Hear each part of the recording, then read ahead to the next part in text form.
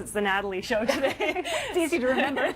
Spring is here, finally. Yes. And Natalie Maclean is here to talk about some of the spring wines. So you change Absolutely. what you drink depending on the weather. I do, like winter wardrobe. Get off those heavy sweaters, get into something lighter, more comfortable. But you'll notice with spring wines, if I can generalize at a really high level, they tend to be lower in alcohol. They're refreshing. They're aperitifs. You often chill them. They pair beautifully with a sunny dock or deck. So that's what we're looking at here. I noticed you've got some rosés. We touched on one rosé in the last segment, but I was saying during the break that sometimes rosés, well, in the past, they've had a bit of a bad rap, but not anymore. Yes, they're kind of the pink syrup of the 70s.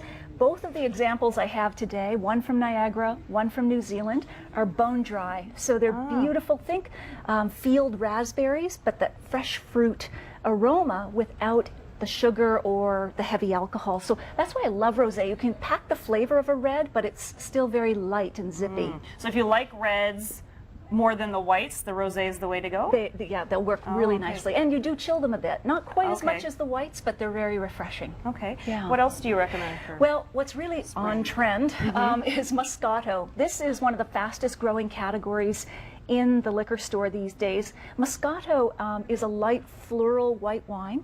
It has a touch of sweetness. We often get concerned about sweetness in wine. Oh, I don't like sweet wine. But you'll want a touch of sweetness when the food you're eating has a bit of sweetness. So I'm back to that glazed ham from Easter, but something like that. You know, sometimes we will put a chutney with our dishes, or they'll have a certain glaze or something. You want something that's not bone dry, has natural sweetness like Moscato. Okay. What about these wines here?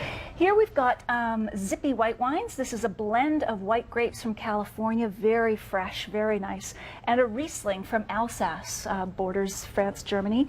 And these are terrific with our fresh caught seafood, shellfish and seafood. There you don't want any heavy oak. You want, again, something refreshing.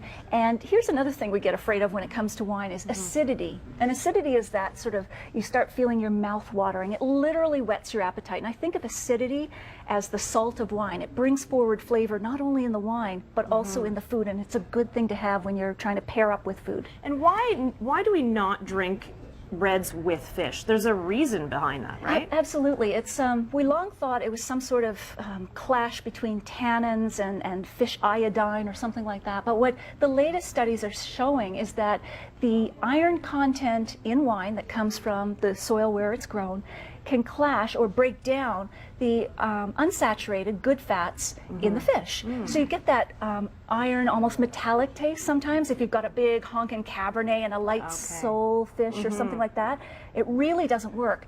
There are some combinations, though, that will work if we just jump right down here to the end. We've got a nice light red Pinot Noir. Gamay is another one that will work. It's a light red that will work with a heavy, meaty fish like planked salmon or seared tuna. So then they can meet in the middle. And if you're at the LCBO and you don't know what wine, and you don't find Natalie Maclean strolling the aisles while you're there, it's a good chance.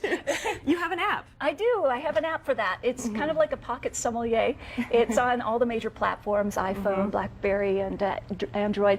And so you can scan any barcode with the app, and up will come tasting notes, the score, food matches, recipes, that sort of thing. So, and we've got a lot of neat features coming out in a new app very soon. That will be an automatic upgrade as soon as you download it. And it's free, I should say. It's free. It's free. Don't worry. But a lot of people get intimidated when they're standing in the liquor store shelves because you see, like, you know, this wall of bottles. But if you can go up to, you know, a bottle and just scan the barcode and find out, you know, a lot of people just don't want to ask. So that's why apps are especially important in the wine category, because we make all our decisions out of home. And then you can, you know, look like you know what you're talking about in front of all of your friends. Talk about the notes that are in the wine. There you go. You got dinner party conversation ready to go. And it's got the price points and everything in there too. We didn't get a lot of the prices, but generally speaking, $20. Yeah, we're especially with this group of wines, we're in the $20 range. You know, the sparkling a little bit more. But yeah, I do like to try to keep it reasonable, because you can drink really great wines for not a lot of money. Thanks very much. It's always a pleasure to have you. And we'll, of course, have a link to Natalie Maclean's website on our website, ottawa.ctvnews.ca.